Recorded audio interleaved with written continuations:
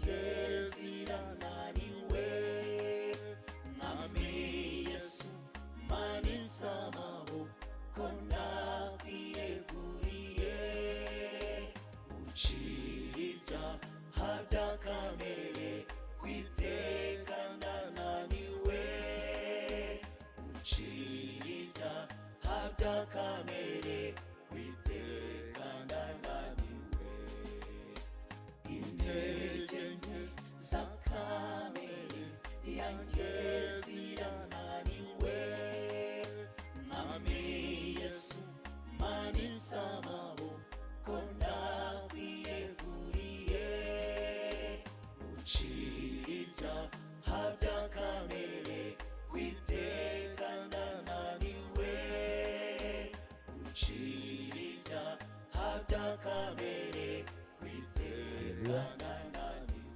Haleluya. Imana yacu yabwa icyubahiro Que notre Dieu soit loué.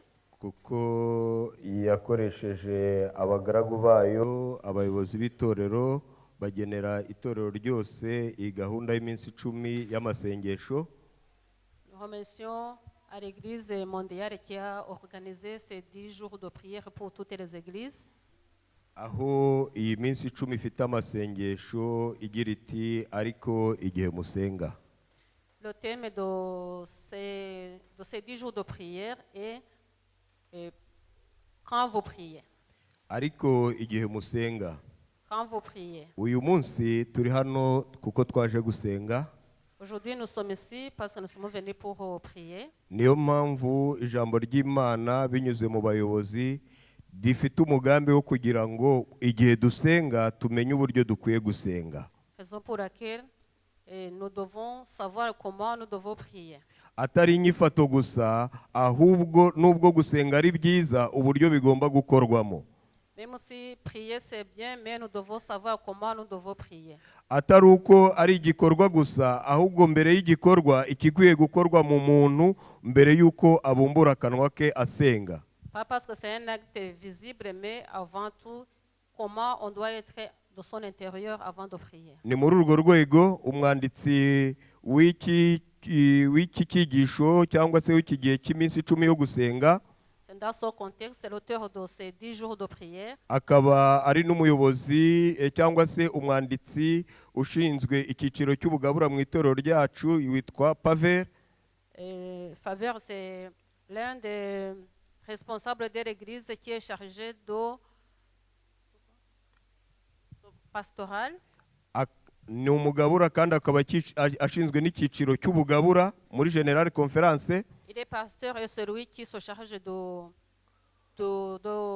des services pastoral au niveau de la conférence générale. Hari ibintu byinshi biri muri iki cyigisho yifuje kutwibutsa kugira ngo mu gihe cyo gusenga tujye tubyibandaho cyane. Il y a beaucoup de choses sur lesquelles il a voulu nous rappeler pour que nous puissions en tenir compte quand nous prions. Kuko uyu munsi turi bufate umwanya uhagije wo gusenga. Aujourd'hui, nous allons prendre beaucoup de temps pour la prière. Ndagira ngo nibutse bimwe mu bintu umugaragu w'Imana yatwibukije mu gihe tuzaba turimo dusenga.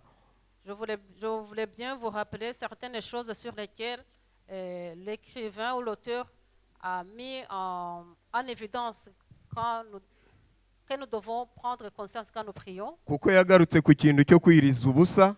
Il a parlé du jeûne. Ikintu muri iki gihe cya none twita ko kitanakigezweho cyane. Un principe parmi beaucoup de gens disent que ce n'est plus nécessaire. Ariko kandi cy'ingenzi. Mais qui est très important. Kuko turi mu bihe bidasanzwe dukwiye no kuba abantu badasanzwe kandi bakora ibintu bidasanzwe. Comme nous vivons en temps qui est spécial, nous devons être des gens spéciaux et faire des choses spéciales aussi. Aha hantu yahavuze ko neza igihe twagize gahunda yo kwiriza ubusa cyangwa turi mu gihe cyo gusenga twiyirije ubusa. Il a dit que quand nous vivons le jeûne, abantu bakwiye kugiraho kugira umwete que nous devons avoir le courage wo gushaka mu maso h'Imana, de trouver la face de Dieu, bakwiye kwiringira ubwenge bwabo bwite, que nous ne devons pas nous appuyer sur notre propre intelligence, ahubwo bakiringira ubwenge bw'Imana no gukomera kwayo. que nous devons nous appuyer sur la sagesse et l'intelligence de Dieu et sur sa puissance. Muri icyo gihe cyo gusenga, Dans le moment de prière, umuntu noneho yageze ubwo yiyirije n'ubusa, pendant le moment de prière et de jeûne, ntabwo ari umwanya wo kureka amafunguro gusa, ce n'est pas seulement le temps de se priver de la nourriture, yaba ibyo kurya cyangwa ibyo kunywa, que ce soit les boissons ou le repas, ahubwo mu gihe cyo kwiriza ubusa dusenga, mais pendant le jour de jeûne en priant, urararikirwa ndararikirwa kwiyiriza ubusa tutareba televiziyo, nous sommes tous invités à jeûner sans regarder les médias, tutareba filime, la télévision, les films, tutareba imikino yo muri mudasobwa, sans regarder les jeux via les ordinateurs, ndetse tutajya ku mbuga nkoranyambaga. nous priver des social médias, les médias. Mu yandi magambo, ibintu byose byari mu buzima bwacu bwa buri munsi dukwiye kubishyira iruhande.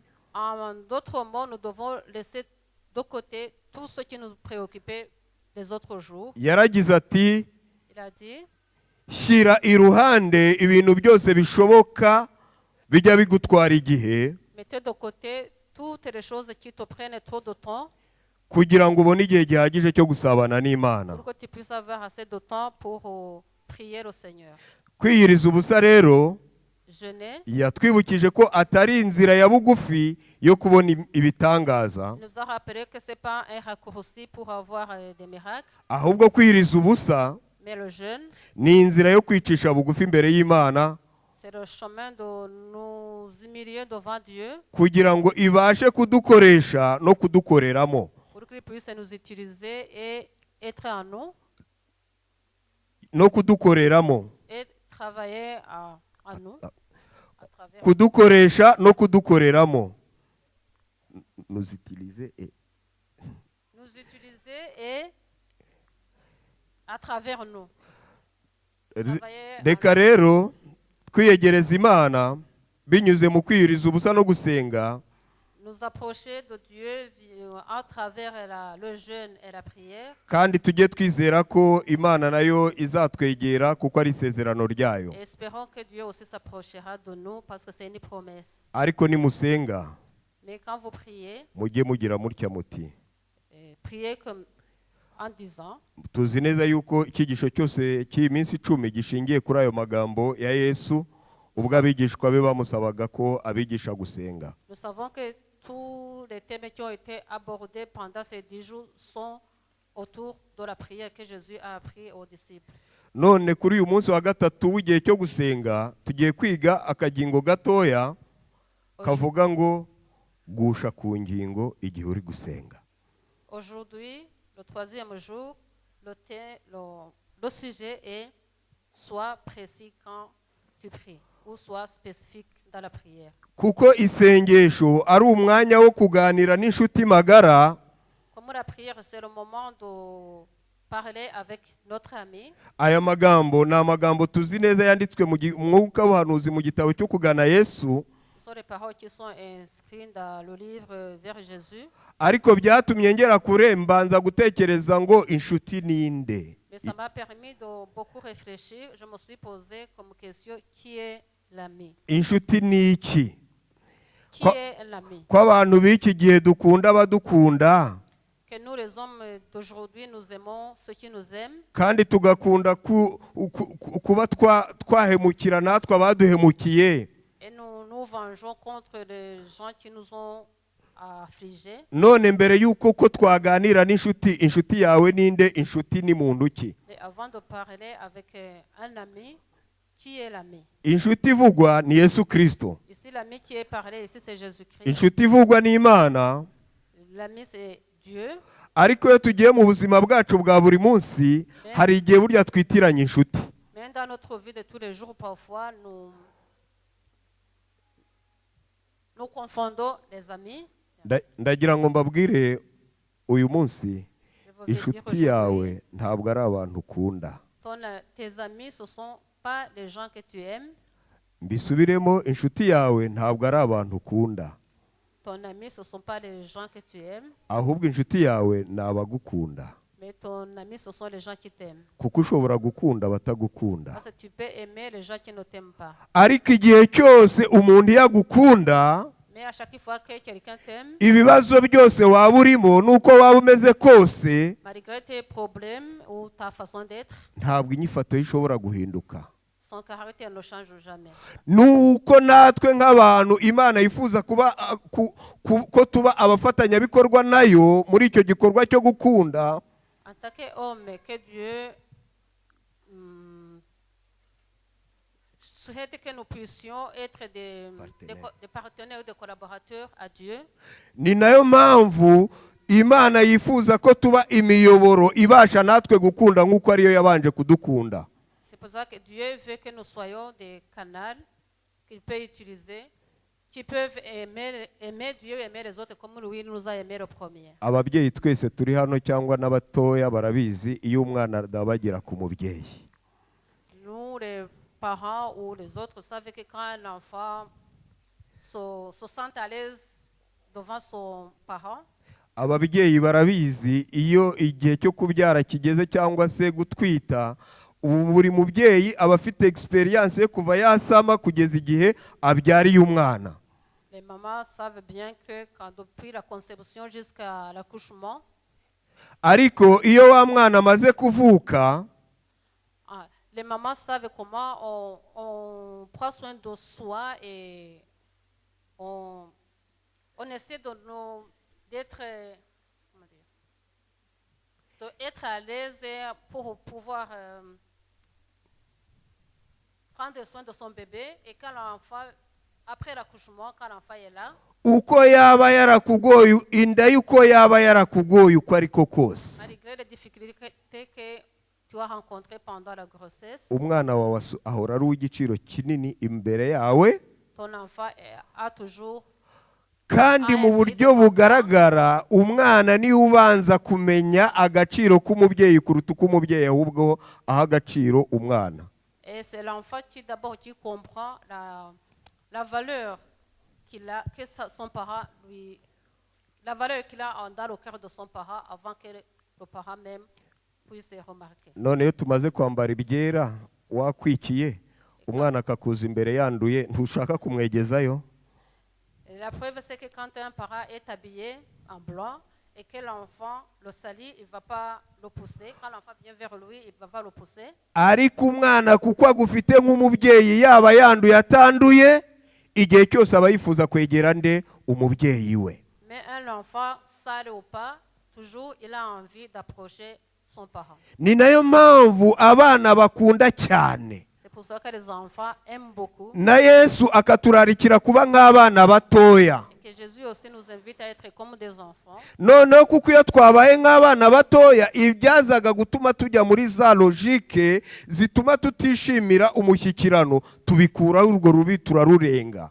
C'est parce que quand nous sommes comme des enfants, nous dépassons tout ce qui est limite, comme nous sommes comme des enfants. Maze tukegera umubyeyi wacu twanduye tutanduye, Sale ou propre, nous approchons notre parent tukamukorakora twanduye tutanduye, et nous touchons notre parent sale ou pas tumeze sale. neza tutameze neza, Nous sommes bien ou pas, kuko tuzi neza yuko turi imbere y'umubyeyi wacu. parce que nous savons que nous sommes devant notre parent. Qui nous aime. Umwana iyo yatangiye gukura, Quand un enfant commence à grandir, bimwe mu bintu bizabikubwira, une chose qui va te faire hatangira guhindura inyifato y'uburyo yitwaraga ku mubyeyi we, il commence à changer de sa façon dont il se comporte devant son parent.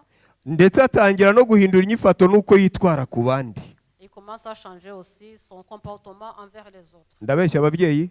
Est-ce que je mens? Yesu ati mumere nk'abana batoya. Jésus dit, soyez comme des petits enfants. Ijambo ry'Imana riratubwira ngo nk'uko umwana adabagira ku bibero bya nyina, La parole de Dieu nous dit, comme un enfant se joue sur les...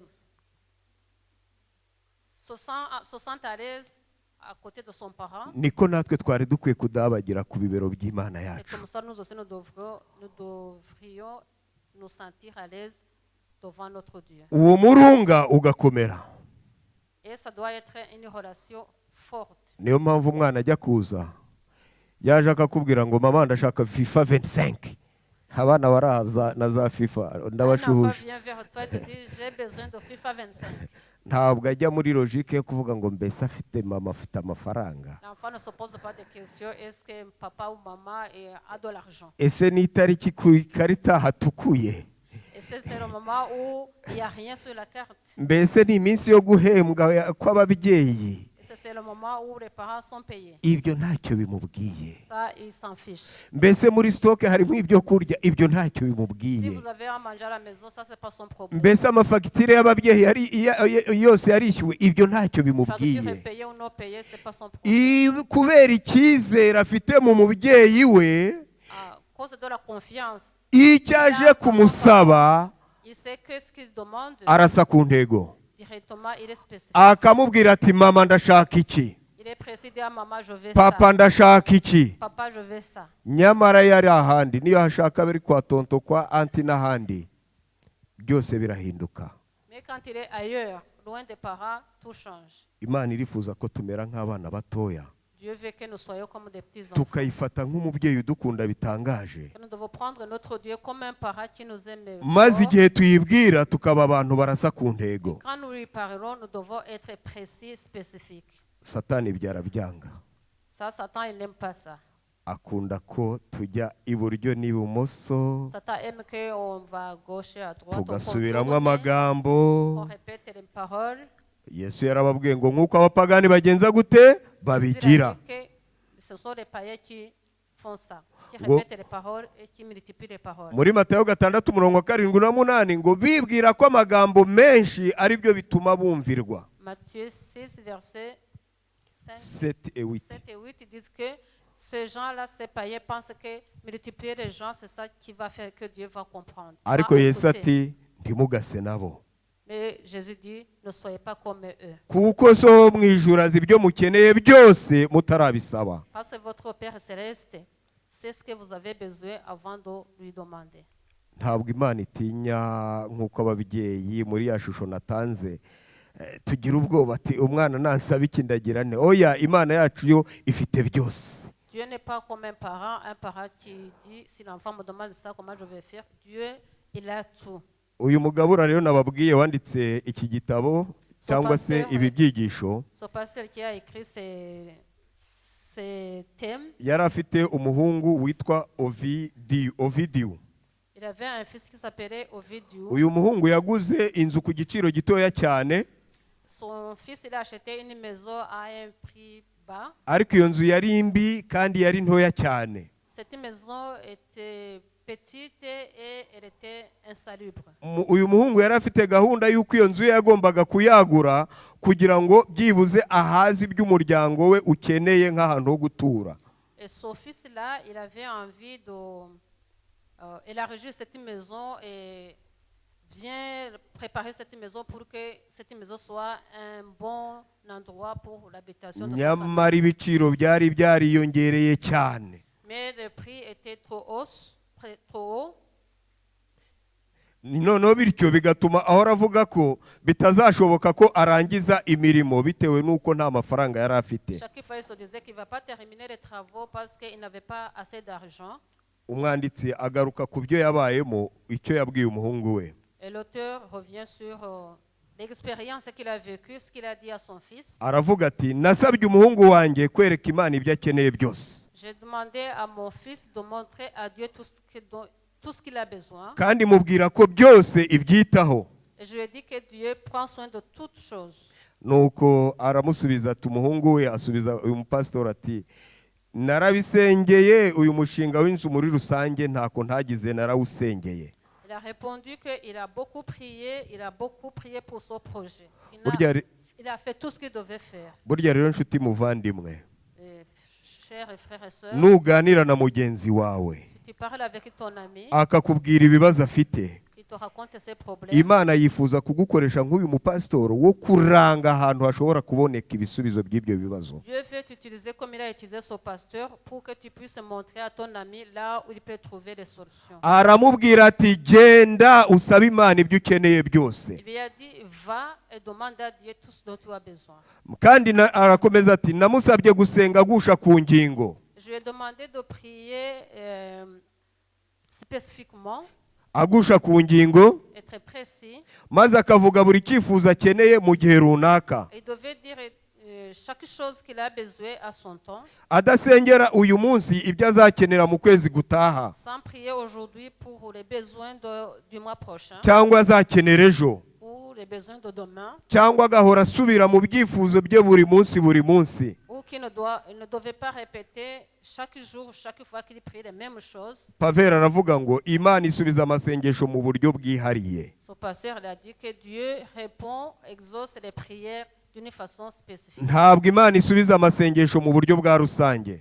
Dieu ne répond pas d'une façon générique ou générale. Ntukajye imbere y'Imana ngo uyibwire ngo mwami tabara abaturanyi banjye. Il ne faut pas aller devant Dieu pour dire Seigneur, aide mes voisins. Ahubwo ushobora kujya imbere y'Imana ukayibwira ati data, Mais tu peux aller devant Dieu pour dire Père, ndasabira umuturanyi wanjye Yohana, je demande ça pour mon voisin Jean. ndasabira umuturanyi wanjye Margarita, Je viens vers toi pour demander des choses pour ma voisine ndasabira Marguerite. umufasha wanjye Solange, Je vais te demander pour mon épouse Solange. ndasabira umutware wanjye Kanaka. Je demande pour mon époux tel. Kuko Imana yifuza ko tugusha ku ngingo. Parce que Dieu veut que nous soyons précis dans la prière. Ngo ndakwinginze ngo umukore ku mutima, maze ukamusabira iryo sengesho ati Imana ndakwinginze ngo umukore ku mutima. Alors tu pries pour la personne, tu dis au Seigneur, Seigneur, je te prie, touche son cœur. Kandi ati ukomeze agasaba Imana ati ndakwinginze umubwenge ndetse n'amahirwe yo kubaka ubucuti nawe. Et tu demandes à Seigneur, donne-moi la sagesse et l'intelligence pour que je puisse construire l'amitié avec lui, Kugira ngo mbashe kumugezaho inkuru nziza y'ubutumwa bwiza bwa Yesu. pour que je puisse lui donner, lui faire arriver, lui proclamer l'évangile de Jésus-Christ. Leane yakoze ku isomo ryiza yadusomeye. Merci à Léane qui nous a lu le verset. Ni isomo riboneka muri Mariko igice cya 10, C'est un passage qui se trouve en Marc, igice cya 10 umurongo wa 46 kugeza 52. chapitre 10, verset 46 jusqu'à 52. Aha hatubwira uburyo Yesu yakijije impumyi yitwa Bartimayo. Ici, on nous raconte la guérison de l'aveugle Bartimée. Uyu Bartimayo So Bartimée, yari umusezi kandi akaba n'impumyi. il était aveugle Emandia. et mendiant. C'était un mendiant et aveugle. Burya rero kugira ubumuga wagira ngo bifitanye isano ya bugufi no gusabiriza. Avoir un handicap a une relation proche avec le mendiant. Mwarabibonye? Vous l'avez vu? Quand on est Tuzi handicapé, on mendiant. ibitekerezo byinshi byo muri Bibiliya ndetse no mu buzima bwacu bwa buri munsi hari ibyo tubona. Beaucoup d'exemples dans la Bible, dans notre vie de tous les jours, il y a des choses que nous voyons.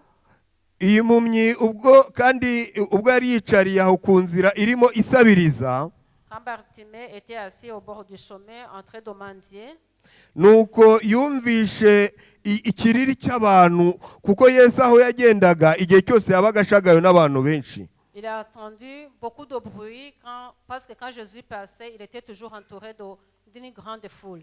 Maze abwira Yesu ati Yesu mwene Dawidi mbabarira. Il a dit, Jésus, fils de David, aie pitié de moi. Uyu muntu wasabirizaga ari n'impumyi n'iki yari yakoreye Yesu?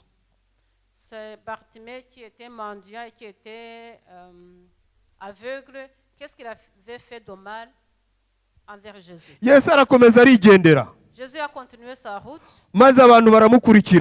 et la foule le suivait. Ariko kuko yari yumvishe ko ariyo mahirwe aruta ayandi mu buzima, kuko yari yarumvishe Yesu, Mais comme Bartimée, ça lui semblait une dernière chance parce qu'il avait entendu parler de Jésus. arongera ati Yesu mwene Dawidi mbabarira. Il a crié fort, Jésus, fils de David, aie pitié de moi. Yarasengaga ariko agasenga nabi. Il priait, mais il ne savait pas comment prier. Dushimira Imana kuko ifite uburyo n'amasengesho yacu dusenze mu buryo bwa nabi, Mwuka Wera tunihira akakuramo iby'ingenzi byo kutugirira umumaro. Remercions le Seigneur parce que nos prières, même aussi nos prières qui ne sont pas précises, le Saint-Esprit les canalise jusqu'à ce qu'ils retirent ce qui est important. kuko yesu ari uwo kwiringirwa. Comme Jésus, il est quelqu'un de confiant. nuko abigishwa be bumvaga bacyaha iyo mpumyi ati cicika umwigisha afite byinshi wowe ntabwo urimo. Était en train de faire terre et Bartimée, disait Jésus est occupé, il a beaucoup de choses, et toi tu n'es pas dans son programme. ariko ijwi rye ryo gutaka ryageze mu mutima wa yesu, Mais sa voix est arrivée déjà. maze yesu arahagarara dans le bati cœur de nimumuzane Jésus. Il s'est nimumuzane arrêté, il a dit appelle-le, nimumuzane. appelle-le. nuko barutimayo ageze imbere ya yesu Quand Bartimée est arrivé devant Jésus, aramubwira ati urifuza ko ngukorera iki? Jésus lui a dit, qu'est-ce que tu veux que je fasse pour toi? turi kwiga agace k'ingingo kavuga ngo kugusha ku ngingo igihe dusaba. Notre sujet aujourd'hui, il dit, sois précis dans ta prière, dans ta demande. yesu ati urifuza ko ngukorera iki? Jésus lui a dit, qu'est-ce que tu veux que je fasse pour toi? iyi mpumyi Et cet aveugle yasabirizaga qui était mendiant, yari ibonye amahirwe adasanzwe mu buzima, il avait une chance spéciale dans sa vie. maze areba ajya mu mutwe we mu bwonko bwe arongera aratekereza asanga ikintu kimwe afite ari cyo kibazo afite kurenza ibindi, akibwira Yesu. Il a réfléchi dans sa vie, il a trouvé une seule chose qu'il devait dire à Jésus qui était très important pour lui. ndiho ndasabiriza bamwe bakampa abandi ntibambe, Je m'en dis, je demande, les gens, certains me donnent, les autres ne me donnent pas. bamwe bambwira nabi abandi bakigendera abandi bakanduka, Certains m'insultent, les autres passent sans rien donner. ubundi se nakora iki ntabona ntabasha kubona? Qu'est-ce que je peux faire sans voir? mu gihe cya Yesu abantu bari bafite ubumuga bwo kutabona, nta terambere ryari ririho ry'uburyo bashoboraga gukora ikirenze icyo nyine cyo gusabiriza. À l'époque de Jésus, les gens aveugles, il n'y avait pas la technologie ou la médecine avancée. Ils étaient comme ça, ils mendiaient, ils faisaient que ça. nuko Yesu amubwiye ati urifuza ko ngukorera iki? Quand Jésus lui pose la question, qu'est-ce que tu veux que je fasse pour toi? maze yampumyi aramubwira iti mwigisha Il a dit, ndashaka Maître, guhumuka. je veux découvrir la vue. yatangiye ari mbabarira, Il a commencé en disant, aie pitié de moi. Yesu arigendera. Et Jésus il passe. ariko kuko yongeye bwa kabiri, Mais quand il a insisté la deuxième Yesu fois, amugirira ubuntu. et Jésus a eu pitié de lui, nubwo yamugiriye ubuntu amuha amahirwe yo kugusha ku ntego. lui a donné la chance d'être précis dans sa aha demande. turifuza ko ngukorera iki? Qu'est-ce que tu veux que je fasse pour toi? mbese nanjye ukeneye ko nguha amafaranga? Si tu as besoin que je te donne de l'argent, mbese nanjye ukeneye ko nguha ibintu? tu as besoin que je te donne des choses. mbese Yesu ntiyari abifite? Est-ce que Jésus n'avait pas ça? ni umuremyi wa byose akaba n'umutware wa byose n'umugenga wa byose, ibiriho byose byo ku isi ni Il est le ibye. créateur de l'univers, tout lui appartient. ariko iyi mpumyi imenya ko ahari ibashije kubona, aho kugira ngo ujye yirirwa isabiriza, ashobora gukoresha amaboko ye, maze ajya ku muzi w'ikibazo mu rukumbi yari afite, ati mwigisha mwiza ndashaka guhumuka. Et Bartimée, il a réfléchi, il s'est posé des questions, il a vu que le recouvrement de la vue, c'est le problème principal qui lui permettrait de ne plus mendier, de travailler pour subvenir à ses besoins. uyu munsi Imana irifuza ko twisubiramo tugasubira mu bibazo dufite, tukajya ku muzi w'ikibazo, akaba ari cyo dutungira urutoki Yesu, kuko Yesu yiteguye kugikemura. Aujourd'hui, le Seigneur veut que nous nous sondions et que nous puissions trouver le nœud de nos problèmes pour que nous puissions demander d'une façon spécifique. tugarutse ku nkuru ya pasitoro n'umuhungu we, En revenant sur l'histoire du pasteur et son umuhungu we fils, yakomeje noneho yatangiye kujya asenga et son fils, agusha ku ngingo, il a commencé à prier d'une façon spécifique. maze abwira Imana ati Imana rero ndashaka kwagura iyi nzu yanjye, ndifuza kumpa itsinda ry'abantu bo gucukura umwobo, fondasiyo y'inzu. Il a dit, Seigneur, j'ai envie de renouveler ma maison, d'élargir. J'ai besoin d'une équipe qui peut faire des trous pour la fondation de ma maison. nuko aratangira nawe arakora arashakisha abo bantu, Il a commencé à faire des recherches. nuko ngo amatsinda yose yageragezaga kuvugana nawe Et toutes les équipes qu'ils pouvaient trouver parler avec eux. Ils essayaient de yasangaga contacter. yasangaga azaboneka nyuma y'igihe kirekire cyane, Et les rendez-vous étaient plus loin. kandi ngo akamusaba amafaranga yari hagati y'amadolari 18,000 n'ibihumbi 22,000. Et le coût était élevé entre $18,000 et $22,000. nuko ngo amaherezo uyu muhungu yaje kumvikana n'itsinda rimwe bamugabanyiriza ibiciro kuko bemeye kumucukurira umwobo wa fondasiyo ku bihumbi 16. En fait, il a trouvé une équipe qui avait accepté de faire ses travaux à $16,000. maze umuyobozi w'iryo tsinda araza, umunsi wageze ku itariki kuri randevu, Et le chef de l'équipe est venu à son rendez-vous. ariko imashini ziremereye zagombaga gukoreshwa mu gucukura uwo mwobo arazitegereza ntizaza. Et le jour où il devait commencer les travaux, les machines lourdes qu'on devait utiliser pour faire des trous, la machine n'est pas arrivée. Arategereza wapi. Il a attendu, il a attendu. Maze uwo muyobozi aravuga ati ndarambiwe ndagiye kandi sinzongera kuboneka mbere y'amezi 3. Et le chef d'équipe a dit, moi je pars, je ne peux pas rester ici et je ne suis pas disponible non plus avant 3 mois. Nuko uyu muhungu yumvishe nta gisubizo na kimwe noneho abonye, arushaho gucika intege, Et son fils, il a été déçu. ariko yibuka amagambo papa we yamubwiye ko Et il s'est adakwiye gucika rappelé intege, des paroles de son papa qui ne doit pas se décourager, ahubwo agomba gusenga Imana kandi agusha ku ntego. qui doit prier au Seigneur, mais d'une façon précise. Nuko ngo asaba Imana ko igomba kumuha itsinda ry'abantu bo gucukura umwobo we mu buryo bwihuse kugira ngo abone aho atuza umuryango we kandi ku giciro cyiza. Et sa demande était de trouver, il a demandé à Dieu de lui trouver une équipe qui va faire le trou pour la fondation de sa maison pour un bon prix.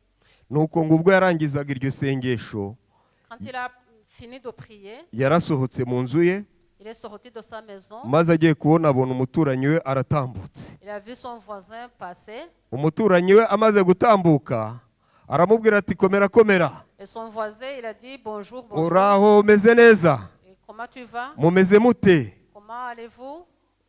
Maze uyu muhungu Et son fils, ntabwo yabaye umunyarwanda.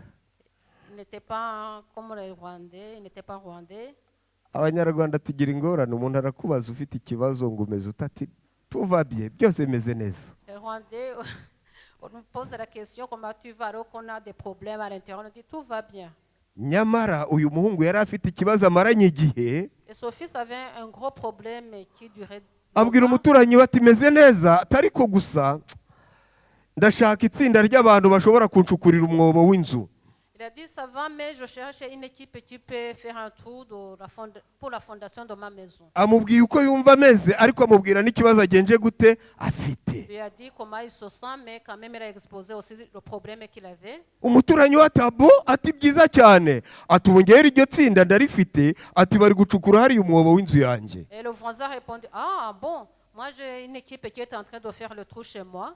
Agenda ubabaze ahari nayo bashobora kuza bakagukorera ibyo ngibyo Tu peux bakagucukurira leur umwobo demander, wawe. peut-être eux aussi peuvent venir chez toi. Iyi nkuru yatarutse nk'iyatarukiye muri wa musabirizi w'impumenyi, Et la yaguye mu matwi meza. nouvelle a été bien enregistrée, comme la nouvelle de Bartimée et le passage de Jésus. Maze ahita yirukanka ajya ku muryango w'umuturanyi we ngo arasona, arakomanga, Il est allé vers le voisin, il a sonné, baramufungurira, on a ouvert la porte, aragenda yegera ba bandi bari bari gucukura, il a approché l'équipe qui faisait le trou. bati uyu muri gucukurira ni umuturanyi wanjye, ambwiye ko hano muri gukora imirimo yo gucukura. Il a dit, les travaux que vous êtes en train de faire, ça c'est chez mon voisin. Il m'a dit que vous êtes en train de travailler chez lui. Kandi nanjye nkeneye abantu bo kuncukurira umwobo. Et j'ai besoin aussi d'une équipe qui peut faire les mêmes travaux. Umuyobozi w'iryo tsinda yavuga ati bo, ati nta kibazo rwose, n'ubundi se ko twaje amamashini akaba hari, reka turaza kureba turangije hano turebe uko Et le chef bimeze. de l'équipe, il n'y a pas de problème, on est déjà là, les machines sont là. Quand on a fini, on viendra chez toi voir. Ariko kubera ko uyu muhungu yari yarabajije ibiciro bakamubwira hagati y'ibihumbi 18 na 22, ababigabanije bikaba ibihumbi 16, kandi nta mafaranga afite. Et comme son fils n'avait pas d'argent et qu'il avait demandé les devis, On lui avait dit entre 18 000 dollars et 22, et le moins cher était à 16 000 dollars. yanze kuguma ku cyizere kidafatika. Il n'a pas voulu s'appuyer sur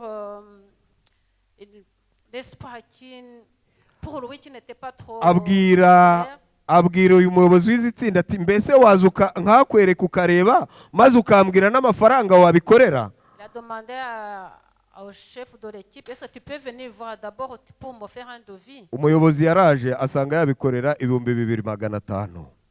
Et quand il est arrivé, il a fait un devis de 2500 dollars. Et le fils il Aranezerwa, avait de la joie. Il aravuga était ati content. Imana yari yambonye, ati yari yamaze gutegura igisubizo. Dieu avait déjà vu, il avait déjà préparé une réponse. Yumvishe gusenga kwanjye, dore ngeze ku gisubizo, iranshubije. Il a attendu ma prière et voilà, il m'a exaucé. Gusenga ni ukugururira Imana umutima wawe wose, Prier, c'est ouvrir tout notre cœur à Dieu, nk'uko dushyikirana n'inshuti magara. comme nous nous entretenons avec nos amis intimes. Imana iraguhamagarira kandi irampamagarira kugirana umushyikirano wimbitse nayo, Dieu t'invite, il m'invite pour avoir une vraie relation avec lui. kugira ngo tubashe kuyereka ibyifuzo byacu mu buryo busobanutse neza kandi bwihariye. Pour que nous puissions lui présenter nos projets, nos problèmes d'une façon spécifique. Uko byagenda kose Imana irifuza ko tuyigiramo icyizere, Quoi qu'il arrive, Dieu veut que nous ayons confiance en lui. tukizera tudashidikanya cyangwa tukiringira tudashidikanya ko igisubizo izaduha gishingiye ku rukundo rwayo. Nous devons avoir confiance que la réponse que nous aurons de lui sera une réponse qui est basée sur les promesses. Kandi kivuye mu bwenge bw'Imana, Et qui vient de l'intelligence de Dieu, kandi gishingiye ku masezerano yaduhaye. basée sur l'amour et la promesse. Ibi niyo mpamvu izasubiza mu gihe cyayo. Pour cela, il va exaucer en son temps, Iryo jambo riceho akarongo ngo mu gihe cyayo, souligner son mot à son temps, kandi igasubiza mu buryo bwayo. de sa manière.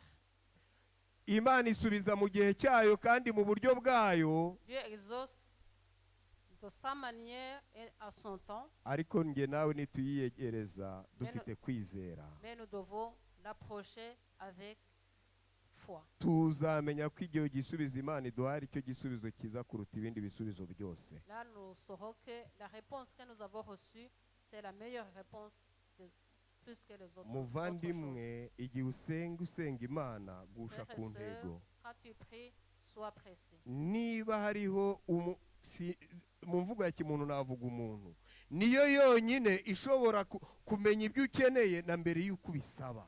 Dieu seul connaît nos besoins avant même de lui demander. Twe kuba muri gereza y'umuco, Ne soyons pas emprisonnés par la culture. tugomba guca iburyo n'ibumoso tugasasira. Imana itureba nk'abambaye ubusa imbere yayo, Dieu nous kandi voit iratuzi comme izi nibyo dukeneye. nus devant lui et il connaît nos besoins.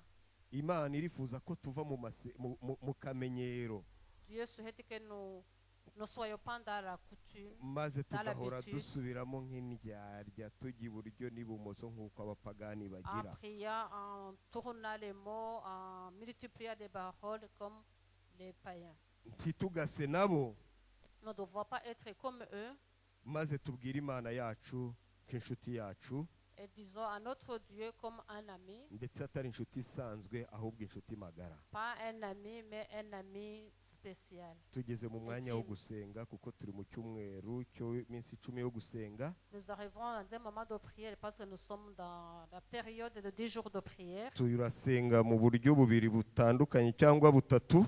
Nous allons prier de 2 ou 3 façons différentes. Umwanditsi w'iki cyigisho yadusabye ko buri muntu ku giti cye L'auteur de ce programme nous a demandé qu'individuellement, arafata umwanya, chacun doit prendre son temps, agafata umwanya, prendre un temps, agafata umwanya prendre un temps wo gusenga. pour la prière. Bimwe rero tugiye gusengera cyangwa uburyo tugiye kubikoramo, La façon dont nous allons le faire, ni uko ngiye gusaba kuva ku muntu ukuze kugeza ku mwana mutoya wumvisha aya magambo. je vais demander à chacun de plus âgé jusqu'au plus petit, qui a écouté ces paroles. ko tugiye kumuha umwanya wo kuvugana n'inshuti ye magara Nous allons lui accorder un moment de parler avec son ami intime. mu mutima wawe mu mutima wanjye. Dans ton cœur, dans mon cœur. Muri uko kuvugana n'inshuti yacu magara hari ikintu tugiye gukora kindi kijyanye nacyo. Quand nous allons parler avec notre ami intime, il y a autre chose que nous devons faire qui va avec. Nuko tugiye buri muntu ku giti cye kwatura icyaha cye. Nous allons chacun individuellement confesser ses péchés. Ni byiza iyo turi hano mu materaniro turasenga tuti Mana tubabarire ibyaha, C'est bien quand nous sommes ensemble, nous disons Seigneur, pardonne nos péchés. ariko mu mucyo w'iki cyigisho noneho ni kugitunga urutoki. Mais dans la lumière de cette leçon, c'est pointer mon péché. Niba warasambanye Imana irabizi. Si tu as commis l'adultère, Dieu le Nimba sait. waribye Imana Si irabizi. tu as volé, Dieu le sait. Nimba warahojeje mugenzi wawe ku rutoto Imana irabizi. Si tu as... Comment dire? Si tu as harcelé ton ami, Dieu le sait. Niba hari uwabwiye amagambo mabi Imana Si irabizi. tu as prononcé des paroles, Nimba ari des mauvaises urwango paroles, Dieu le rwabonetse sait. mu mutima wawe Si Imana tu as irabizi. la haine dans ton cœur, Dieu le sait. Kandi hejuru y'Imana ni wowe ubwawe ku giti cyawe ubizi. Et au-dessus, à part Dieu seul, c'est toi seul qui connais. Niyo mpamvu mu minota ibiri tugiye gufata C'est pour cela, pour 2 minutes que nous allons prendre, uyu mwanya nous allons prendre ce temps. buri muntu wese akiherera Chacun va akatura icyaha cye kandi agashimira Imana Chacun va aller imbabazi à zayo, l'écart pour prier et confesser son péché et implorer le pardon de Dieu, ayibwira nk'inshuti yayo. à lui parler comme un ami. Umuririmbyi w'indirimbo 216 mu Kinyarwanda Le chant, badufasha bakayishyira hariya ariko ntabwo le chant tuyiririmba. 215, nous Ni n'avons- amagambo y'indirimbo dukunda kuririmba. nous n'allons pas le chanter, mais on va voir ensemble les paroles. Nshikamye ku masezerano y'Imana, Je m'appuie sur la parole, les promesses de Dieu. nshikamye ku masezerano y'umukiza wanjye, Je m'appuie sur la promesse de mon Sauveur. nzahora musingiza Je vais le louer.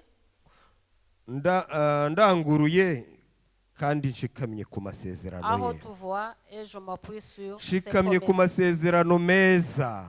Je m'appuie sur les bonnes promesses, Nubwo naba mbuze epfo na ruguru, même si j'ai des soucis, nubwo naba mbuze epfo na ruguru, nabuze ibyo mfata n'ibyo ndeka, même si je suis comme dans la confusion, ijambo ry'Imana rimpa gutsinda. la parole de Dieu me fait vainqueur. Nshikamye ku Je masezerano, m'appuie sur les promesses. nshikamye ku masezerano meza, Je m'appuie sur les bonnes promesses kuko nejejwe n'amaraso ya Yesu akiza. parce que j'ai été purifié par le sang de Jésus. Niyo atuma mpora mu mudendezo. C'est ce sang qui me met en liberté Mbega amasezerano nyashikamyemo. et je m'appuie sur ces promesses. Nshimye Imana ku masezerano meza yampaye.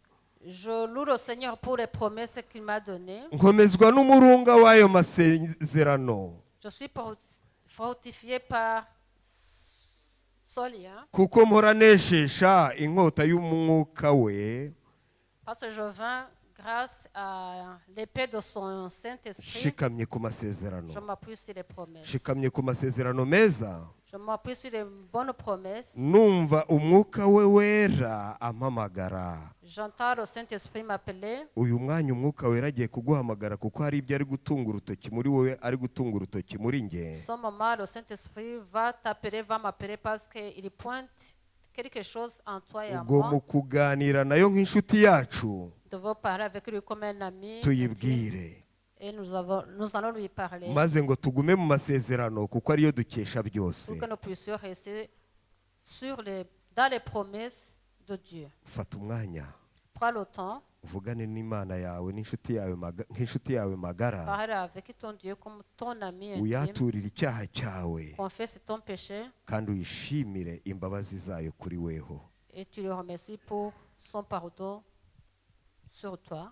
Dufata umwanya buri muntu ku giti cye mu minota ibiri Nous allons prendre le yihererana temps, chacun n'Imana avugane individuellement, n'inshuti ye. Et chacun parle à son Dieu comme un ami intime. abari muri kristo ntareka bazacirwaho kuko itegeko rya mwuka wa kristo ryambatuye sinkirimba ndayitegeko ry'ibyaha n'urupfu intege nke za kamere yanjye zirananiwe mwami yesu manitse amaboko ndakwiyeguriye ucira ibyaha bya kamere kwiteka ndananiwe ucira ibyaha bya kamere kwiteka ndananiwe intege nke za kamere yanjye zirananiwe mwami yesu manitse amaboko ndakwiyeguriye ucira ibyaha bya kamere kwiteka ndananiwe ucira ibyaha bya kamere kwiteka ndananiwe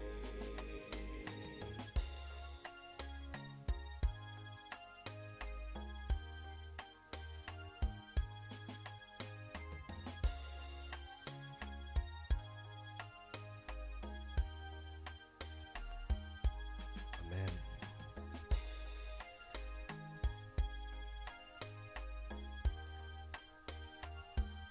Dufite umugisha wo kugira Imana idahinduka. Nous avons la chance d'avoir notre Dieu qui ne change pas, Imana yaduhaye amasezerano yayo Dieu qui nous a donné des promesses. kandi yiteguye igihe cyose kudusohoreza amasezerano Et il est yayo. prêt toujours à exaucer les promesses.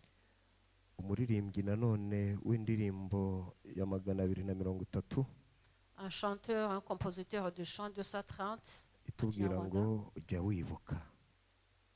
jya wibuka imigisha wahawe, Souviens-toi des bienfaits de l'Éternel.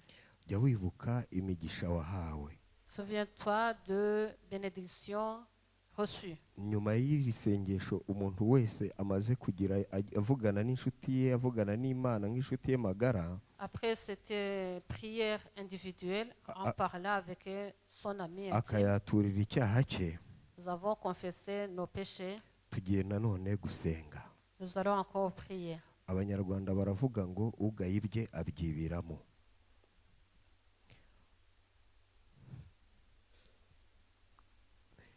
Bityo rero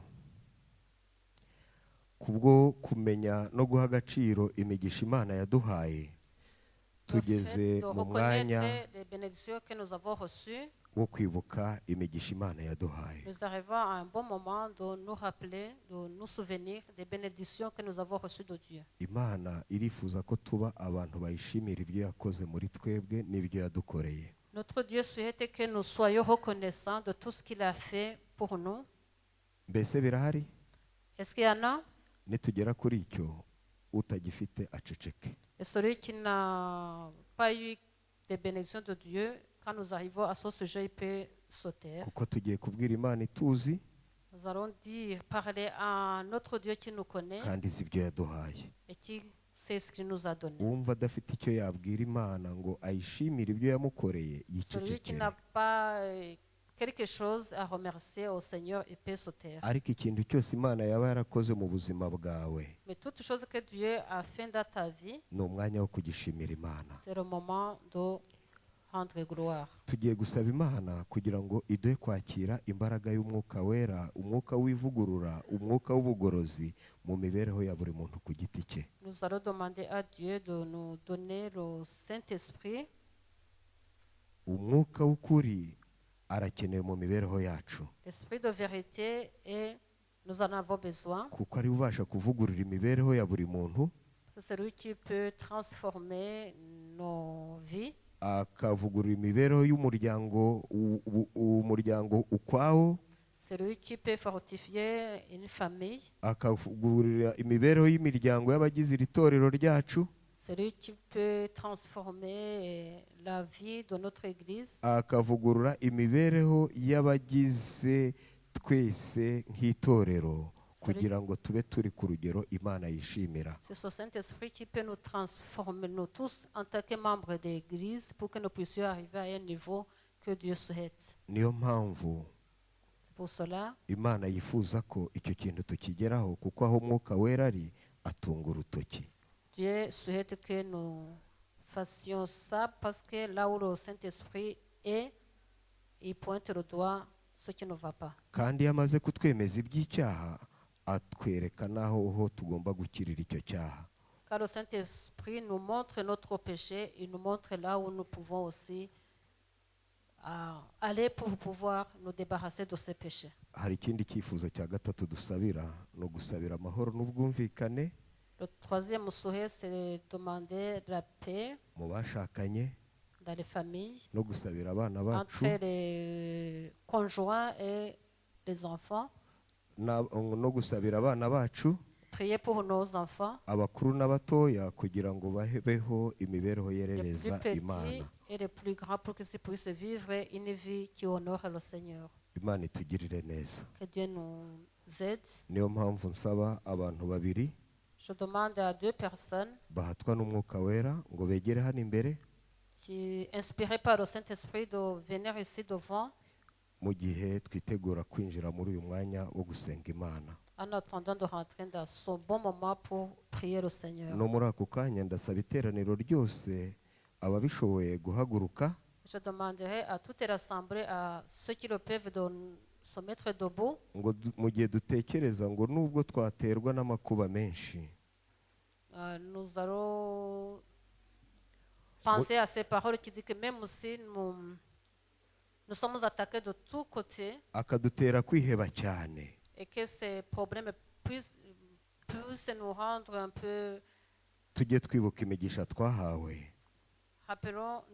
Rappelons-nous des bénédictions que nous avons Dore reçues. ibyo yakoze biradutangaza. Parce que tout ce qu'il a fait pour nous, ce sont des merveilles. Wibuke imigisha wahawe, Rappelle-toi des bénédictions que tu as reçues. wibuke umugisha Imana yaguhaye, Rappelle-toi des bénédictions que Dieu t'a données. imigisha Imana iguha, Des bénédictions que tu reçois. ibyo yakoze biragutangaza. Tout ce qu'il a fait pour toi sont merveilleux. Ubwo nasabye abantu babiri bahatwa n'Umwuka w'Imana, kandi nsaba iteraniro guhagarara. J'ai demandé à 2 personnes volontaires de venir ici devant, et je demande à l'assemblée de se tenir debout. Ndagira ngo bafate za mikoro maze babashe gusabira iri teraniro. Ces 2 personnes vont prendre le micro pour implorer une bénédiction sur l'assemblée. Gusaba Imana ko dukwiye kwishimira imigisha yaduhaye. Umwe yabonetse, On va élever la voix pour remercier le Seigneur pour les bénédictions qu'il nous a accordées. Une seule personne est là. ubwo wabonetse arasabira icyo, noneho Eveline nawe arasabira ko Imana iduha kwakira umwuka w'ivugurura n'ubugorozi. Evelyne va prier pour que Dieu puisse nous donner l'esprit de transformation. Maze nanjye nsoza ndasaba amahoro n'ubwumvikane mu bashakanye, Et moi, en ndetse no dernier gusabira lieu, abana bacu, je vais prier abakuru n'abatoya ngo babeho berereza Imana. pour la paix entre les conjoints, et j'implore une bénédiction sur les enfants aussi. Reka muzehe Dana abanze, Eveline nanjye ndahera, dusenge mu izina rya Yesu. Dan va commencer, après c'est Evelyne, et enfin c'était Ophile. Dusenge. Data mwiza, Mana y'urukundo, impuhwe n'imbabazi, muremyi wacu, Mana itwitaho uko bukeye n'uko bwije, turagushimye cyane, izina ryawe rihabwe icyubahiro. Amen. Waduteguriye izi nyigisho nziza zituvugurura, zitwibutsa icyo udushakaho, zitwibutsa uburyo dushobora kubana nawe n'uburyo bigomba kunyuramo. Udutegurira iyi minsi 10 yo gusenga, kandi utegura n'izo nyigisho ukoresha abagaragu bawe, by'umwihariko watubashije kuza kuzisangira uko turi hano, nta gushidikanya n'abatari hano aho bari umwuka wawe wabagendereye mu buryo bumwe cyangwa mu bundi, izina ryawe rihabwe icyubahiro. Amen. Uraduhuguye, turagushimiye cyane. Amen. Twibukijwe ko kugira ngo tubashe kubaho tugomba kubana nawe, kuko ari wowe buzima, ni wowe byose, kandi kubana nawe ntabwo tugomba kubana nawe mu cyuka cyangwa mu bitekerezo gusa, ahubwo tugomba kubana nawe twicishije bugufi, tukwegera, tuvugana nawe, tukubwira ibyo dukeneye, kandi twiteguye yuko Nyagasani unatwuhugura, ukatubwira icyo uri cyo, ukatubwira inzira zawe, ukatubwira ubushake bwawe, kandi tukaba tugushimiye yuko iyo umaze kubitubwira ubitubashisha kubimenya no kubishyira mu bikorwa. Amen. Mu mwanya buri wese aje imbere yawe agufunguriye umutima, agusaba imbabazi z'ibyaha bye cyangwa ibyaha cye byaturanze cyangwa bituranga mu buzima bwacu, cyangwa se byatugose bikatubata imitima. Tugushimiye ko watwumvise, tugushimiye yuko umwuka wera watuyoboye akabitwemeza kandi akabitwereka, tukaba twayigukiza imbere, tukaba dushimiye yuko watwumvise kandi ukaba utubabariye. Amen. Nyuma yo kutubabarira, nanone tuje imbere yawe tugushimira ibyo wadukoreye bitarondoreka. Hari ibyo twibuka, hari n'ibyo tutibuka. Hari ibyo duha agaciro, hari n'ibyo tudaha agaciro, twibwira yuko byikoze kubera ko byoroshye. Ariko Mana, turi imbere yawe twemera kandi dusaba umwuka wera kutwemeza, kugira ngo dusobanukirwe ko nta kintu na gito kuva ku gito kugera ku kinini tushobora kwigezaho cyangwa twigejejeho, usibye wowe wenyine waduhaye byose, kuko ushobora byose kandi ukaba uzi n'ibyo dukeneye. Waduhaye umugisha buri wese ku giti cye, uduha umugisha mu miryango yacu, mu waduhaye abana, ingo, inshuti, abavandimwe, kandi tutirengagije yuko n'abatabafite cyangwa bababuze, cyangwa aho bitagenda nk'uko tubyifuza, tutirengagije ko byose ubizi kandi ukaba uzi impamvu yabyo, kandi yuko ari wowe igisubizo cya byose, kandi ko dufite isezerano yuko ibyo dukeneye mu gihe cyabyo kandi mu gihe cyawe no mu buryo bwawe uzabiduha, mubyeyi mwiza. Amen. Umugisha tugushimira wa mbere kuruta iyindi nuko turi hano imbere yawe, nuko watwiyeretse ukatugirira ubuntu bwo kukumenya, tukatubasha kugupfukamira, tugaterana imbere yawe, tukaza kugusenga, tugahuza amasengesho, tukagutakambira, ukatwibutsa ko tugomba, umwuka wawe akatwibutsa ko tugomba kwihana, tukagutunganira kugira ngo tuzabone ubwami bwo mu ijuru. Ibyo twakirukaho byose hano mu isi ntacyo byatumarira, ibyo twakizirikaho byose hano mu isi ntacyo byatumarira, kuko ibiri hano mu isi byose bizasigara hano mu isi, usibye urukundo n'umutima wo kugendana no kugukunda no kukubaha no kubahisha no kugendana nawe, tuzajyana mu ijuru aho waduteguriye, aho tuzabiteka ryose budatandukana. Uru ni umugisha waduhaye, none twaba tugira ngo mubyeyi mwiza, mu mbabazi zawe n'urukundo rwawe n'ubuntu bwawe utubashishe kuwakira. Amen. Kandi utubashishe kuha agaciro. Amen. Tubisobanukirwe.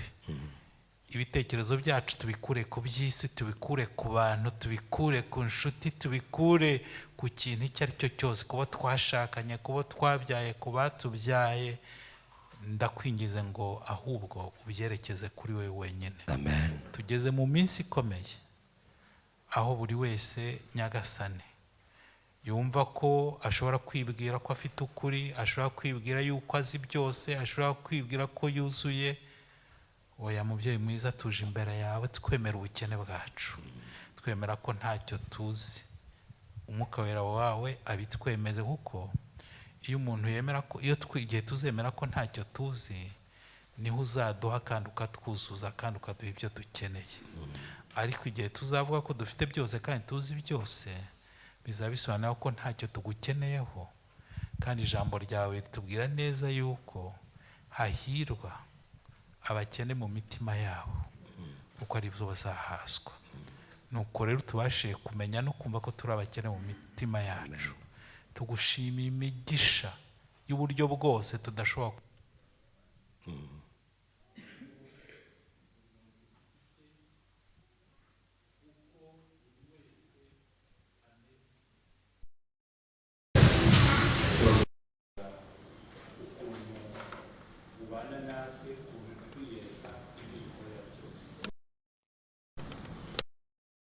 cyangwa se gutekereza ku bwana batoya. Buri wese ubashije kwitekerezaho, kuko igihe tuzitekerezaho nta wundi twigereranyije cyangwa se ufasheho urugero, niho tuzasobanukirwa neza kandi no kuzamenya ibyo dukorera n'imigisha yawe. Ntabwo twabishoboza, ariko wowe niwe wenyine ushobora kubishoboza. Icyo mvuze kikaba kiri kwa mugenzi wanjye, icyo mugenzi wanjye avuze kikaba kiri iwanjye, kikaba kiri ahandi. Mubyeyi mwiza, tuzi neza ibyo byose uzi impamvu yabyo, kandi ibyo uduha n'ibyo waduhaye uzi neza ko aribyo biguhagije. Kandi ibindi utubikiye biruta ibindi cyangwa biba byiza kurusha ibindi byose, ni ubugingo buhoraho waduteganyirije. Turagushimiye, dukomeje kugushima, kandi tubashije gukomeza gushima no kukunambaho, kandi dusobanukirwa ko byose biva kuri wowe kandi ntacyo tuzakuburana. Igihe cyose tuzemera yuko waduteganyirije ubugingo buhoraho, kandi ko umwami wacu Yesu Kristo umwana wawe wabambwe ku musaraba ku bwacu, ko ntacyo tuzakuburana Nyagasani. Amen. Turagushimiye kandi urakoze, ugize neza.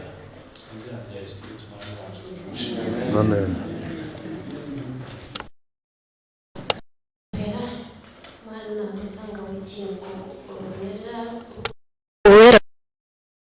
izina ryawe nirihabwe icyubahiro. Amen. Abana bawe, abakuze, abato, abageze mu zabukuru, twese Data dupfukamye n'imitima imenetse imbere yawe kugira ngo dutabarwe nawe. Amen. Warakoze aduhaye iyi minsi 10 y'amasengesho. Data wera, dufite ubuhamya butandukanye, buri wese wamugaga akavuga yagenda avuga ubuhamya cyangwa ibyo ugenda umukorera muri iyi minsi y'amasengesho. Hari abo wagize ibyo ukorera, hari n'abataragize ibyo babona Nyagasani kubera bategeze abaprofita kugira ngo bagire muri iyi minsi. Reka rero Data, buri muntu wese wafashe iki gihe akaba turi hamwe Nyagasani muri aya masengesho, azayarangize Data mwiza yujujwe nawe. Amen. Data wera, ntacyo twakuburanye, nuko kenshi tuba tutanabizi, tunabisobanukiwe, cyangwa tutazi n'inzira dushobora kunyuramo. Ariko Data wera, no kuba turi hano Nyagasani n'ubuntu bugeretse ku bundi uhabwa icyubahiro. Amen. Data wera, ndakwinginze rero mbikuye ku mutima, kugira ngo umuntu wese wamaze kwemera icyaha cye nuko akakizana ku birenge bya Kristo, nuko akagisabira imbabazi kandi akakihana bikuye ku mutima. Data wera umwezi. Amen. Data umaze kutweza rero, ndakwinginze, umugaragu wamaze kutubwira iby'uriya muhungu wagize gusaba ariko gasaba muri rusange afite gushidikanya. Twabonye ko byarangiye amenye ukuri cyangwa amenye uko agomba kubigenza, agasaba kandi agahabwa. Twabonye iriya mpumyi Baritimayo, Yesu yaraje nuko amugira icyizere avuga ati mwami Yesu nkiza. Ariko kumukiza yari afite byinshi cyane, kuko umugaragu wamaze kubivuga yari impumyi kandi yarasabirizaga, nukuvuga ko yarakeneye byinshi cyane. Erega no kuranda twabya buri munsi, ntabwo byari bimaze kumurambira, yari afite byinshi yasaba, ariko hari icy'ingenzi yagombaga gusaba, yasabye guhumuka. Data rero natwe muri kano kanya dushobora kuba twasabaga amvage, turakwinze muri kano kanya umuntu wese wamaze kukwereka uko ari Data wera, ndakwinginze umukize guhumuka, udukize guhumuka Data we, twe kuba impumyi Data duhumuke. Kandi ndakwinginze umugaragu we Data Yakobo yasabye neza, hari gusaba Data wera maze umuhindurira izina. Ndakwinginze Data wera, dushobora kuba twarabaswe na bya bindi byose twakubwiye, ndetse n'ibyo tutakubwiye byose uzi Data wera. Ndakwinginze buri muntu wese Data wera uzi ibye byose Data umuhe ko yanabikuye ku mutima, maze nyaguhora ku ngoma kugira ngo uduhindurira amazina. Ubwo ugiye kuduhindurira amazina, ya mazina yose twigeze twitwa mu myaka yashize cyangwa mu minsi yashize, hari ayo twiswe wenda turenganywa, hari n'ayo twiswe natwe tuzi ko ari amazina ko tugomba kwitwa, hari n'igihe twagiye twiciraho iteka. Data byose urabizi kandi wabibonye, uwabikweretse wese Data ndakwinginze mu izina rya Yesu kugira ngo umuhindurire izina. Maze nuduhindura amazina Data wera, Yakobo yakugireho umugisha ntiyaba cyitwa umuriganya. Data nuko ahinduka Isirayeli, ndakwinginze umugabo uri hano umuhindurire izina, umugore uri hano umuhindurire izina, umwana uri hano umuhindurire izina. Twese Data wera tuba abana bawe, tuba Kristo bukuri, tureke uburyarya, tureke kurimanga, tureke kuvuga amagambo adakwiriye, tureke kugenda hadakwiriye. Data wera twakugayishiye kenshi, ariko ubu Data uhindura abantu bashya kugira Data wera ngo duse hawe, kuko aricyo wifuza kuri twebwe. Data twakubwira byinshi, ariko umaze kuduha monde passe, utubwiye ko tugomba gusaba tugapresa, tukavuga icyo dushaka. Turashaka guhumuka. Data duhumure kugira ngo turebe ibikwiriye, duhumure Data wera kugira ngo twitandukanye n'ikibi. Data wera ubuntu bwawe n'amahoro yawe utangira ubuntu buri muntu wese wageze hano umuha amahoro, ariko hari n'abatageze hano dufite imiryango twasi inyuma. Data wera ndakwinginze buri muntu wese uri hano, abambasaderi Data wera w'imiryango yacu, tujyane ubutumwa twamenye, maze n'imiryango yacu twese hamwe Data wera dukizanwe, twese tumenye kureba, turebe ibikwiriye. Data wera umwami Yesu Kristo ubwo agiye kuzagaruka azasanga turi maso tukwiteguye. Gaho rero Data wera ndakwinginze kugira ngo aya masengesho azarangire, buri wese Data wera wamugize mushya, nyaguhora ku ngoma muri iyi minsi ya nyuma. Nyagasani turugarishwe umwanzi ntabwo ashaka kugira ngo tuhavanze, ariko Data wera imbaraga ko ziri kuri wowe, ubushobozi buri kuri wowe Nyagasani mwami, duhe Data ku mwanga twanjye n'ibyo byose kugira ngo Kristo tuzamusanga nibwo agiye kuzagaruka. Ngaho ubane natwe turinde kandi dukomeze muri byose, ibyo ushaka, ibyo ukunda, ibyatuma duhora twomatanya nawe iteka ryose. Kandi Data ibyatuma uhabwa icyubahiro uyu munsi n'iteka ryose, aho ryo duhera ubuntu twese mu izina rya Yesu. Amen. Nanone Data nje imbere yawe mu izina ry'iri teraniro ryose riteraniye imbere yawe, ndasabye n'inginga ngo kuko uri inshuti ya buri wese ndetse inshuti magara, kandi buri wese akaba yakubwiye, umwumva uri mu ijuru umwumvire, umubere igisubizo cy'amahoro. Ndasabye n'inginga Data mu izina rya Yesu, buri mwana wawe wese uko wamumurikiye icyaha cye akakicuza, ukimubabarire mu izina rya Yesu. Wadukoreye byinshi muhahise, binini cyangwa bitoya, ariko byonyine ikiduhurije hamwe ni umugisha udasanzwe, umugisha w'ubuzima. Uko twebwe turi hano turi bazima, tugushimiye umugisha usumba iyindi waduhaye wo kuba turi bazima. Uhabwa icyubahiro. Uyu mugisha niwo ushobora gutuma tuguhitamo uyu munsi. Ndasabye n'inginga ngo tuwukoresheje buri muntu wese ahitemo Yesu we buzima bw'iteka ryose. Mu izina rya Yesu ndasabye n'inginga ngo Mwuka wera wa wundi wakoresheje abakurambere akabakoresha iby'ubutwari, wa wundi wari uyoboye umurimo, aba ari we ukorera mu mibereho yacu. Umwuka w'ubugorozi, umwuka w'ivugurura ube muri buri muntu ku giti cye, ube mu bayobozi, ube mu bayoborwa, uganze muri iri teraniro, maze twese twemere kuba ibikoresho bya mwuka wera, maze tusigarire kandi tubereho gushyira gushaka kw'Imana mu bikorwa. Urakoze Mana.